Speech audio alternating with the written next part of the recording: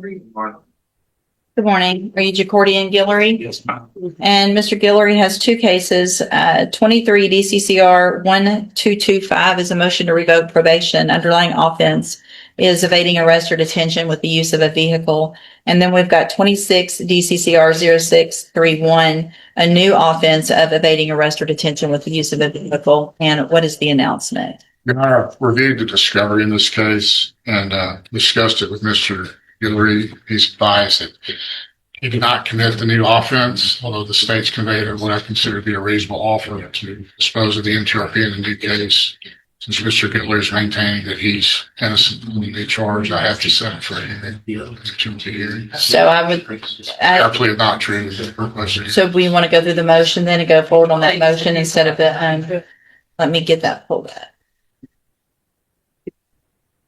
And are there any videos or anything that you need some time to watch? No, I don't think for reading the file, there was no videos that identify the defendant. Or actually identify the person operating the motor vehicle. Oh, okay. All right. Give me just a second to get that pulled up. I do have some media on that, Judge, and I'll make sure that Mr. Kimler, if he indicates to the court that he is retained on that case, I will make sure he has access to discovery, and I'll make a copy of that. I've got them on both cases. Okay. So if you'll make that request, Mr. Kimler, it sounds like there might be something that, And also, Judge, at the appropriate time, if I might just ask the court some questions regarding the bond issues, I'd appreciate that.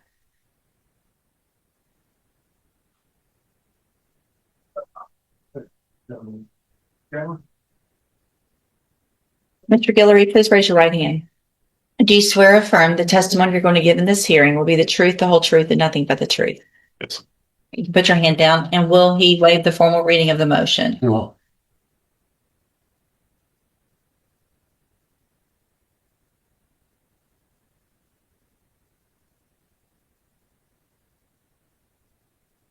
All right, Mr. Guillory, in clause number 23, DCCR 1225, I have a motion to revoke your unadjudicated probation.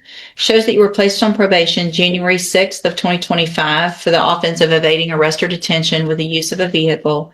And that was a 4-year deferred probation. Is that correct? Yes. It alleges that you violated your probation. Count 1 alleges that you committed the new offense of evading arrest or detention with the use of a vehicle, February 27th of 2026. And is that true or not true? Count 2 alleges that you failed to work faithfully at suitable employment and provide verification of that. Is that true or not true? Not true, because It's okay. I'll get the explanations later. I just need to know true or not true. yes, ma'am. Count 3 alleges that you failed to remain in Jefferson County as ordered and that you were in Harris County, February 7th of 2026. And is that true or not true? Count 4 alleges that you failed to provide and maintain an accurate residence address with probation officer. It says you reported your address at 2218 Rush Street, but identified your address at 2450 West Lucas to the Beaumont Police. Is that true or not true? It's not true because I had to change. All right. Did you tell probation? Yes, ma'am. Okay. Count 5 alleges that you failed to provide documentation verifying the source and amount of your income, 2025 tax returns, etc. Is that true or not true? That's true. Count 6 alleges that you failed to provide verification of performing community service hours as required. Is that true or not true? Not true. Count 7 alleges that you were at a location other than your residence at approximately 11:20 p.m. on February 27th of 2026 in violation of your curfew. Is that true or not true? Was dead. February 27th of 2026. It's not true. Not true. Okay. Count 8 alleges that you are behind in your court-assessed fees as of April 20th of 2026 in the amount of $1,812. Is that true or not true? True. All right. Did you enter your pleas of true to counts 3, 5, and 8 freely and voluntarily? Yes, ma'am. And did you plead true to those counts because they're actually true? Yes. All right, then I'm going to find that you entered your pleas of true to counts 3, 5, and 8 freely and voluntarily. Find those counts true. Find sufficient evidence to find you guilty and revoke the probation, but I'm not going to do that. I'm going to restate the case for a hearing, and any discovery or any issues with regard to that new case get taken care of before then. And Ms. Malfino, do you anticipate that being, I guess, just one officer? One officer and Miss Lopez. All right, so we can just do it at 11, don't y'all Yes. think? No, just on a regular court date, but at 11, giving us about an hour. Okay. All right, we'll see you back then, and we'll get an updated pre-sentence report as well. All right.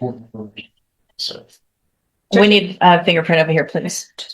Oh, wait, is there something else? I'm sorry. No, Come I back. just was gonna let you know, I actually have one of those officers coming for a motion to suppress next week. I don't know if that will give Mr. That's fine. We can do time, it. but I'd be happy to do it. It's next Monday, the 13th at 1. We have a couple of those type of hearings. That's fine. I don't know that I can get an updated,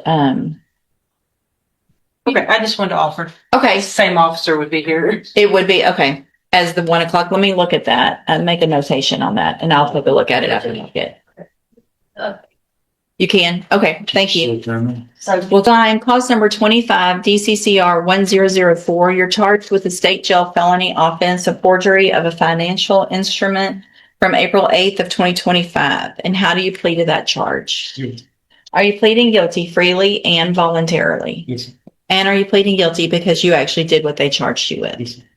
I have here on the tablet some documents that have your signature on them that the state's marked as exhibit number 1. Before you signed these, did you go over them with Mr. Burbank? Yes. Do you fully understand them? Yes.